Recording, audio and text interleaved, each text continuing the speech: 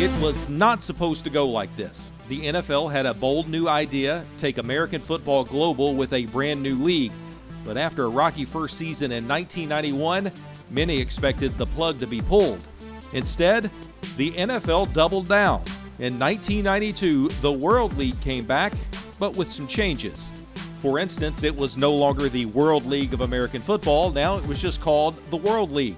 One U.S. team vanished without a trace, and in its place came a new squad with a single win to their name. But one of the most interesting quarterback stories in all of pro football. And after the season, a major decision that changed the league's future. Let's take a look at some of the quarterbacks from 1992. We have one quarterback who was a Super Bowl winning coach. We have another one who battled serious health problems, and yet another quarterback who actually made it to the silver screen.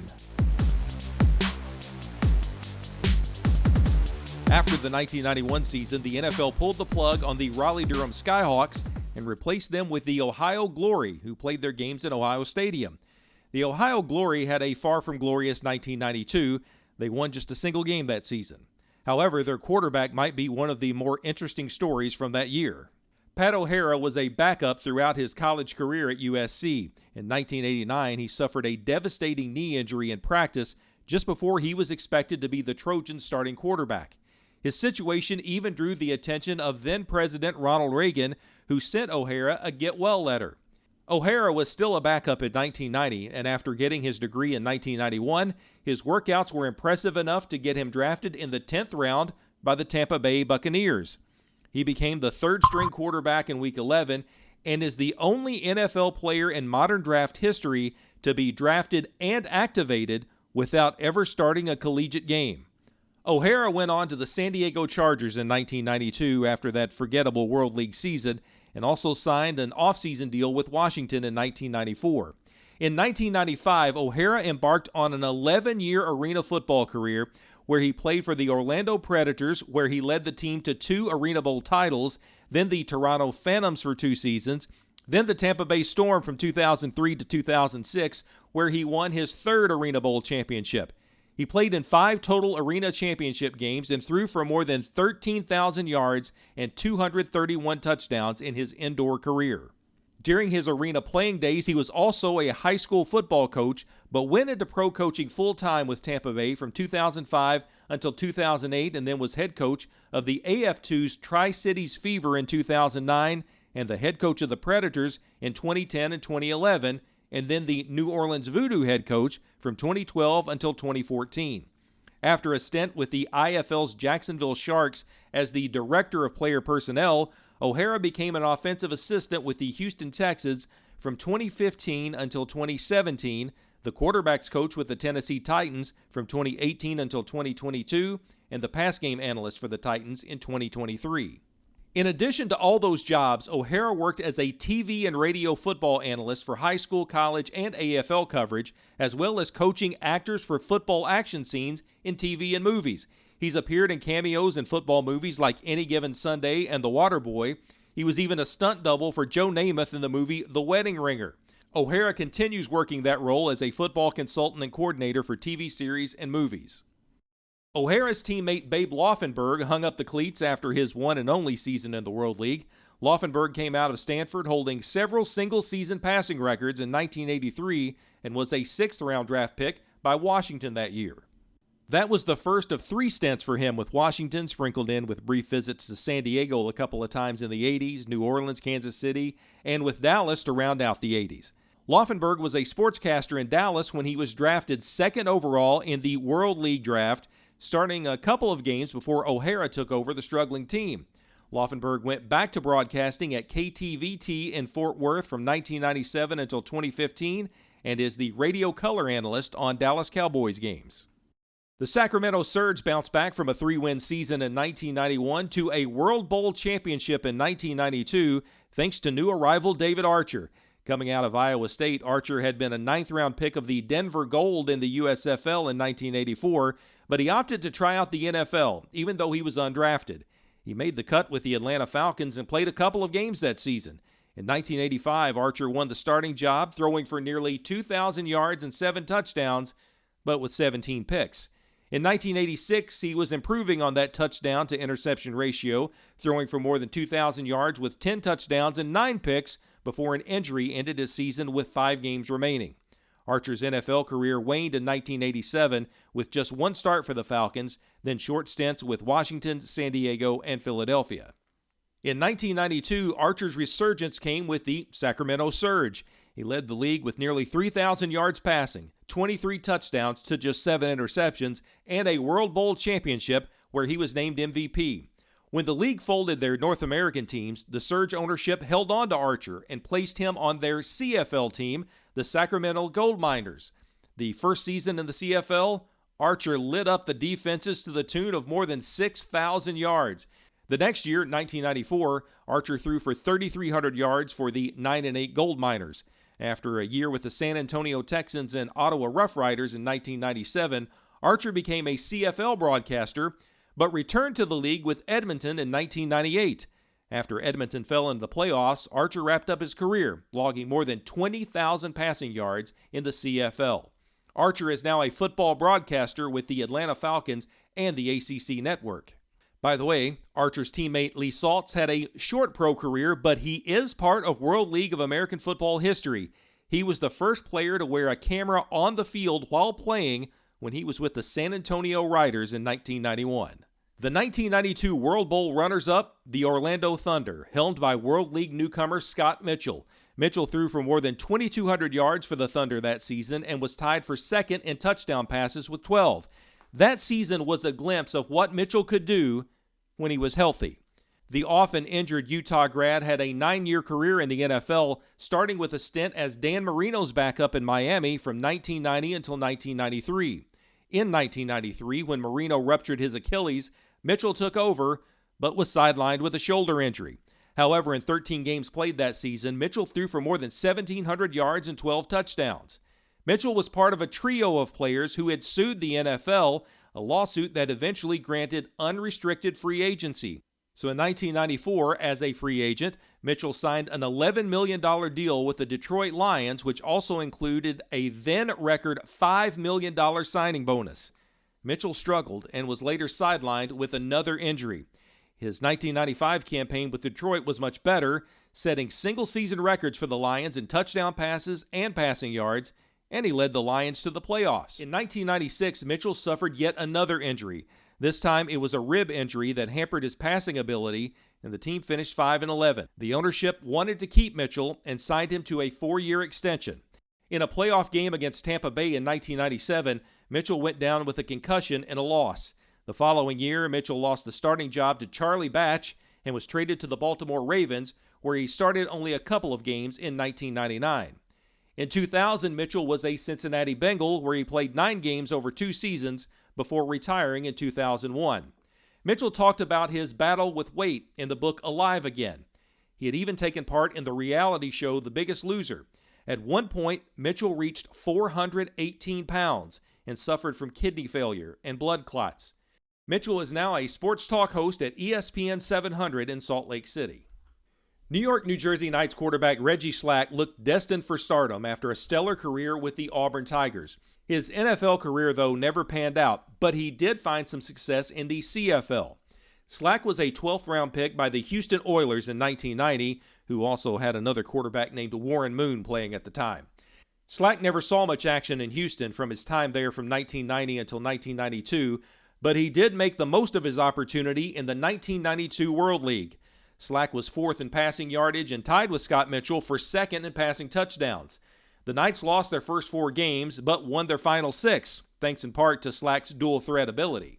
Slack opted for the CFL the following season, playing for the 3-win Toronto Argonauts in 1993, headed to Hamilton in 1994, went back to the Argos that year, and in 1995, after throwing for more than 2,000 yards at Winnipeg, he headed for the Birmingham CFL team in 1995 before returning to the Blue Bombers in 1996. In 1997, Slack engineered a Grey Cup appearance with the Saskatchewan Rough Riders after throwing for 2,400 yards, losing to his old team, the Argos, now helmed by Doug Flutie. Slack followed that up the next season, passing for more than 3,000 yards, but the team won just 5 games. Slack left the CFL and football after the 1999 season. he cited personal problems as the reason to step away. But in 2002, when Toronto's starting quarterback was injured, the Argos coaxed Slack out of retirement. He wrapped up his football career the following season with the Hamilton Tiger Cats. Slack later worked as a sales rep and business development rep while also going into the pizza business in his home state of Florida. His teammate Doug Peterson also threw for more than 1,000 yards that 1992 season. Peterson, yes, the same one who won the Super Bowl as the head coach of the Philadelphia Eagles, had spent 1991 on the Dolphins practice squad. Peterson returned to the Dolphins in 93 and 94, returned to the World League with the Rhine Fire in 1995, and played for the Green Bay Packers from 1995 until 1998. He got his big break, though, in 1999 as the starting quarterback for Andy Reid's Philadelphia Eagles. However, the Eagles drafted Donovan McNabb that year, and after a 2-7 start, Peterson hit the bench. He was on the Cleveland Browns squad in 2000 and returned to the Packers as Brett Favre's backup and a place kick holder until he retired in 2004. Peterson went into high school coaching in Louisiana before heading back to the NFL in 2009 as an assistant with the Eagles and Kansas City Chiefs before getting a head coaching job with the Eagles in 2016. Peterson led the Eagles to the 2017 Super Bowl title and was fired in 2020. After a year away, he returned to the NFL as head coach of the Jacksonville Jaguars from 2022 until 2024. Peterson's son Josh, by the way, following in his father's footsteps in alt football. In addition to some NFL stops, the tight end has spent time with the USFL's Houston Gamblers and UFL's Houston Roughnecks. San Antonio Riders quarterback Mike Johnson had a short pro career but found his calling in coaching. Johnson was a top 5 passer in the 1992 World League, throwing for more than 1,700 yards for the 7-3 Riders. Johnson was on the inaugural Riders roster in 1991 as well. When the 1992 season ended, Johnson headed north to the CFL's BC Lions. The Lions won only 3 games that season, but Johnson did throw 8 touchdowns. Johnson headed stateside again in 1994, this time playing with the Orlando Predators in arena football. Well, he was buried on the depth chart, but he did see his Predators get to the Arena Bowl that year as former World League quarterback Ben Bennett led the Predators to a title game but fell to Arizona in the championship. In 1994, Johnson was back in the CFL with the Shreveport Pirates, where he passed for more than 1,200 yards for a 3-win team. He had a smaller role in 1995 and called it quits on playing after that season. In 1997, Johnson launched a long coaching career that is still going today.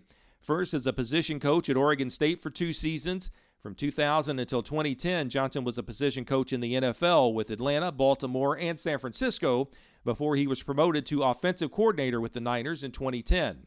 When he was not retained after that season, Johnson went back to his hometown of Los Angeles to become offensive coordinator at UCLA and was the interim coach in 2011 when Rick Neuheisel was fired. New UCLA coach Jim Mora did not retain Johnson, so he spent 3 seasons as a high school football coach at King's Academy in Sunnyvale, California. In 2017, Johnson returned to the NCAA as the wide receivers coach at Oregon for 2 seasons, a season in the same position at Mississippi State, and 2021, he was the Florida Atlantic OC and QB coach. In 2022, Johnson went to Syracuse, where he is currently the co-offensive coordinator and tight ends coach. His son, Michael Jr., is a senior quarterback with the Orange. Back to the World League, where Johnson's teammate Craig Kupp got little action, but while he is not known for his pro career, he is known as the father of NFL wide receiver Cooper Kupp. Mike Norseth took over as signal caller of the Birmingham Fire in 1992, becoming a top 10 passer in yards, but a tough TD to interception ratio of 4 touchdowns to 12 interceptions. That said, he was also one of the most sacked quarterbacks in the World League that year. Coming out of Kansas in 1986, Norseth was a 7th-round draft pick by the Cleveland Browns. After a couple of stints with the Browns, he also played with the Cincinnati Bengals, Green Bay Packers, and Houston Oilers before signing with the New York Jets in 1992 and playing for the Fire that same year. 1992 was Norseth's final year in pro football. He is now the president of Brock Insurance Group in Utah. While 1992 was the end of Norseth's career, it was the beginning of his teammate Sean Moore's pro football journey. Moore was a backup for the Denver Broncos after he was drafted in the 11th round in 1991 coming out of Virginia. He started a few games for Denver in 1992 when starter John Elway was injured late in the season. Moore was on the Broncos roster from 1991 until 1994 and played the spring of 1992 with Birmingham. In 1994, Moore joined the Arizona Cardinals but never played. Then he went to the CFL, where he was rostered on 3 different teams that calendar year: Ottawa, Winnipeg, and Calgary. After playing sparingly in the CFL, Moore stayed with pro football as a scout for the original XFL before going into athletic administration. He was the associate AD at Howard University from 2001 until 2003, USA Football's director of development from 2003 until 2006, and dean of students at St. Albans School in D.C. from 2006 until 2010. Moore then spent 4 years as an assistant football coach at his alma mater, Virginia, after a year as the director of community relations for the college football playoff and a couple of years as the director of community and inclusion at St. Christopher School in Richmond, Virginia. Moore worked as the director of market development for a food distribution company and then returned to the University of Virginia in 2021, where he is now the associate athletic director, and he's also a member of the Virginia Sports Hall of Fame. Stan Gelbaugh, whose story I told in the video about the 1991 quarterbacks, led the London Monarchs and was one of the leaders again in passing with nearly 2,000 yards in the air in 1992. His teammate Fred McNair tallied 3 touchdowns in his one season in the World League. The brother of the late quarterback Steve McNair had played the previous year for the Toronto Argonauts. Even though he only attempted 2 passes that year, completing 1, he did get a Grey Cup ring. While his play was limited in the World League in 1992, it did set McNair on a 10-season-long career in the Arena Football League, where he played for the Albany Firebirds from 1993 until 1995, the Florida Bobcats from 1996 until 2000, the Carolina Cobras from 2000 until 2001, and then he wrapped up his playing career in 2002 with the Buffalo Destroyers. McNair got into coaching in 2004, working as a QB coach at Millsaps until 2008. He was an offensive coordinator for a high school in Mississippi from 2009 until 2010 and became a head coach at another Mississippi high school for the 2011 season before going back to his alma mater at Alcorn State, first as a quarterbacks coach from 2013 until he was named head coach in 2016. McNair won 2 Southwest Athletic Conference championships and 5 East Division titles in his time there. He is in the SWAC Hall of Fame. McNair left to become the tight ends coach at Southern in 2024, where he is now. After the 1992 season, the NFL closed up the World League, only to bring it back in 1995 as NFL Europe, a 6-team all-European league. The league, later called NFL Europa, shuttered for good in 2007. The league does live on at RoyalRetros.com. Check out the World League fan shop where you can get all kinds of jerseys, t-shirts, like this one, and more merchandise from the World League. Head on over to RoyalRetros.com, use code JLS at checkout. You'll get 10% off your entire order.